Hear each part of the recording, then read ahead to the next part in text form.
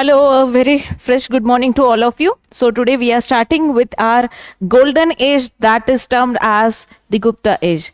Now see students, up till now we have completed right from the Stone Age period up till the Post-Mauryan period. So we have seen that how after Stone Age period we were observing the first significant civilization during Indus Valley.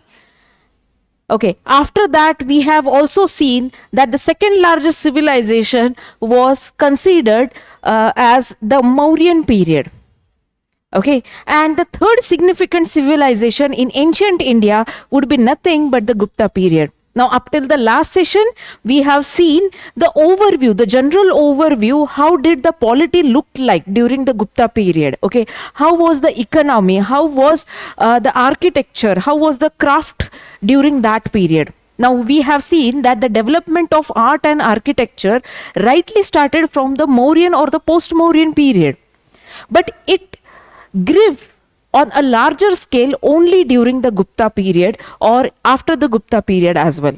Okay, so the beginning of art and culture majorly began during the Mauryan period or post-Mauryan period, but you will see that the richness of the sculptures, the richness of the design would be always reflected from this Gupta period. Okay, so let us start our Gupta period. Now the Gupta period is considered from 320 to 550 AD. Now this 320 to 550 AD is a period where we will see a major economic transition in our society. Secondly, we would be also seeing the political stability within the different regions. And after this, we would be also having an overview, how does the culture, how does the face of the religion changes eventually. Okay, so let us first start. Before starting, as we always try to go through the timeline. So in this session also, we'll first have our timeline, which is most important anthem whenever we discuss anything about our ancient history, medieval history, or even if it is modern history. Because once you go according to the timeline, you have events saturated, okay, very accurately. Okay, so here you don't commit any mistakes while selecting your right option in your preliminary examination. And that is why I always suggest you to go right from the beginning of the civilization, and that is how you will get exact development of the civilization, development of the economy, development of the polity, okay, in our society. So let us start. So first it was Stone Age period, where we'll see that man started to live in Paleolithic, Mesolithic, Neolithic and Chalcolithic. Now this Chalcolithic is also known as the Copper Age. After that, we'll see that we went through the Vedic Age and the later Vedic Age, also known as the emergence of Mahajanapadas. Mahajanapadas. Now, during this Mahajanapadas, we have also seen that we had 4 major states, and among them, Magad came to be known as the most powerful state due to many of such features that were present in the Magad region. Okay, now before moving forward, you should know here the basics of the sources from where we derive the historical events.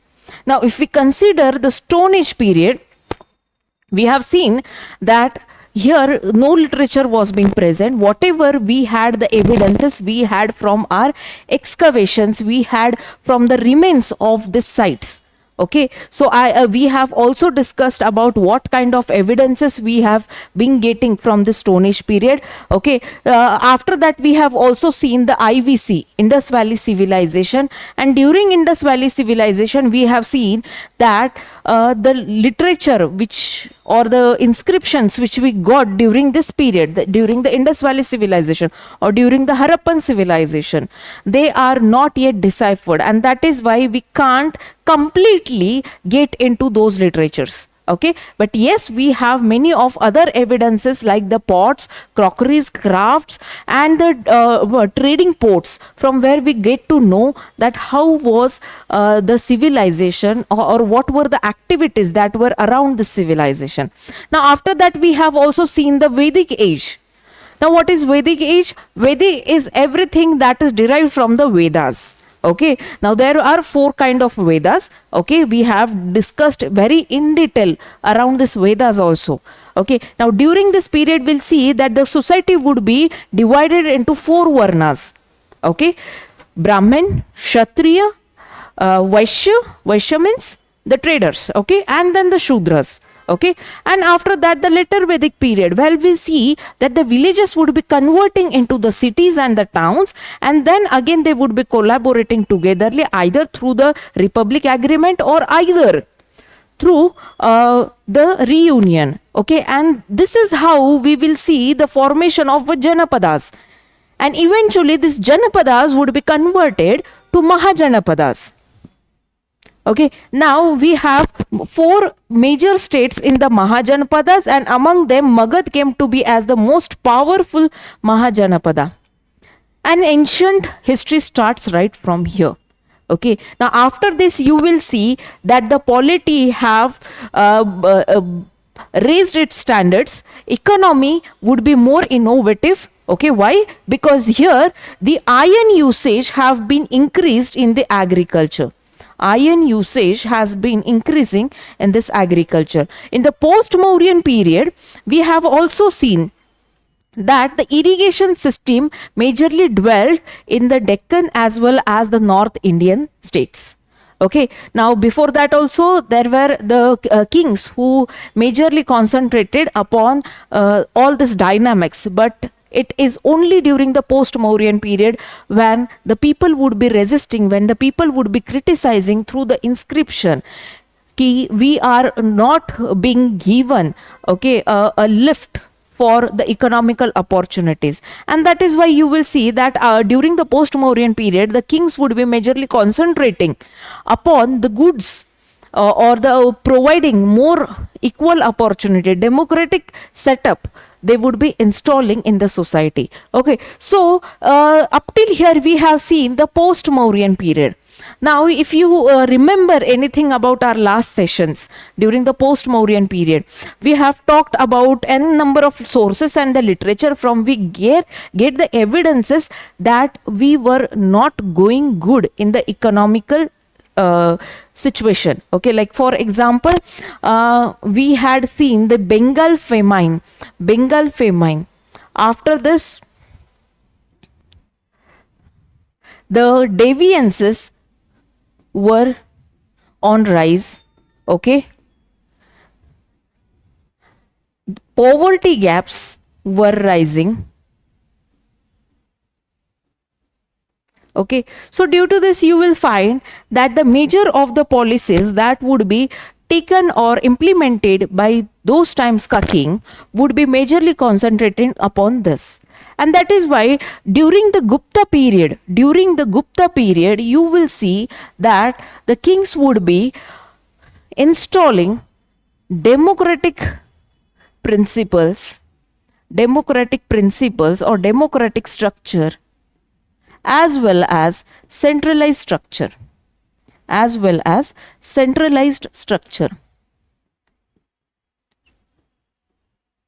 So during this time, you will see that as we today, for example, as we today follow the 3-tier government, okay, according to the 74th and 74th amendment, 73rd and 74th Amendment Act.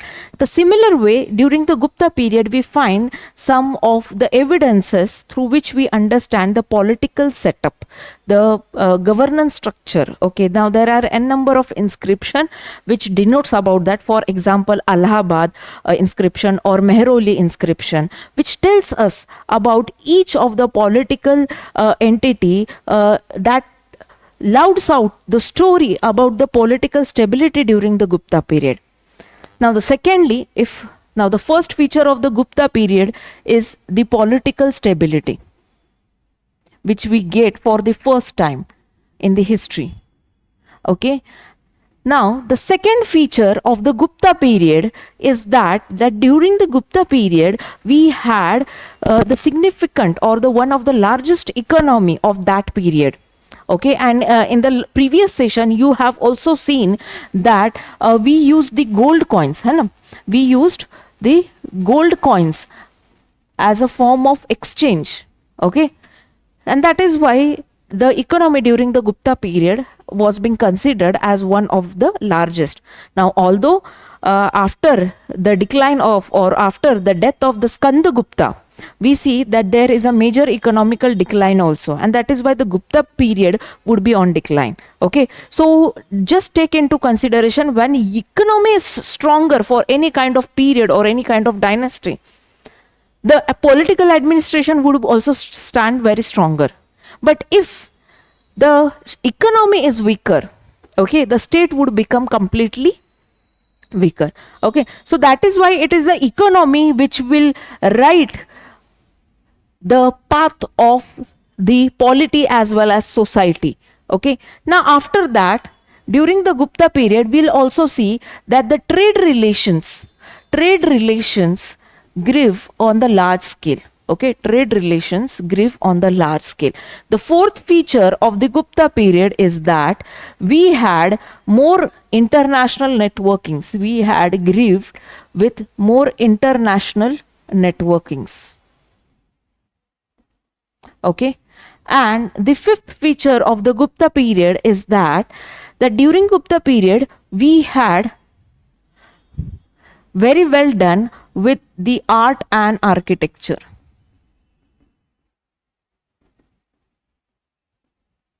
Why?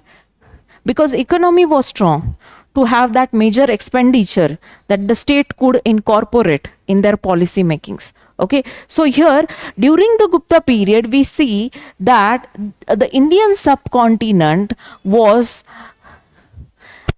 experiencing a golden time, a golden age. Okay, and that is why sometimes we also narrate this Gupta period as the golden age.